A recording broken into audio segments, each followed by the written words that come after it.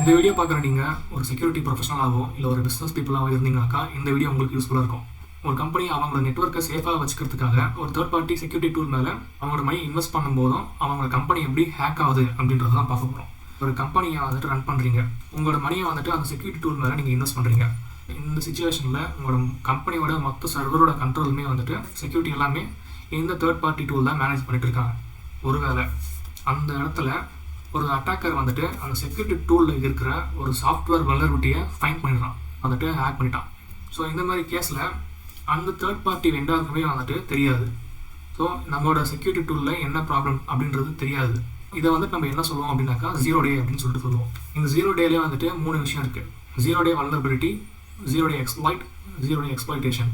0 day vulnerability and 0 day exploit அப்படின்றது அந்த third party company வந்துட்டு அவங்களோட சாஃப்ட்வேரில் இருக்கிற பக்கை ஃபைண்ட் பண்ணி ஃபிக்ஸ் பண்ணிட்டாங்க அப்படின்றது தான் 0 day வல்னரபிலிட்டி அண்ட் எக்ஸ்ப்ளாய்ட் அப்படின்னு சொல்லுவோம்.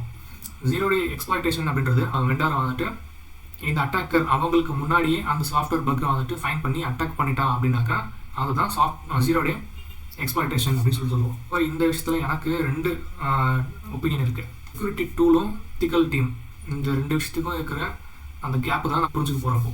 ஸோ செக்யூரிட்டி டூல் பார்த்தீங்கன்னாக்கா செக்யூரிட்டி டூலுக்கு அப்படின்றது சில லிமிடேஷன்ஸ் இருக்குது. அதில் ஏகப்பட்ட ஃபீச்சர்ஸ் இருந்தாலுமே அதில் சில லிமிடேஷன்ஸ் இருக்குது.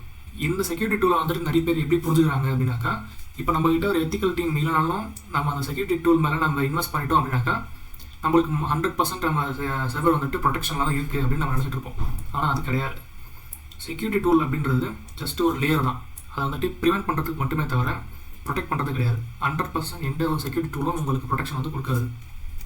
இதே வந்துட்டு ஒரு எத்திக்கல் டீம் மெம்பர் வந்துட்டு எப்படி யோசிக்கணும் அப்படின்னாக்கா, அந்த டூல் மேலே மட்டுமே நம்பிக்கை வைக்காமல் ஒருவேளை இந்த விஷயம் ஃபெயில் ஆகிடுச்சு அப்படின்னாக்கா அதுக்கு நம்ம எவ்வளோ ஃபாஸ்ட்டாக ரெஸ்பான்ஸ் பண்ணுறோம் அதுவும் இருக்குது.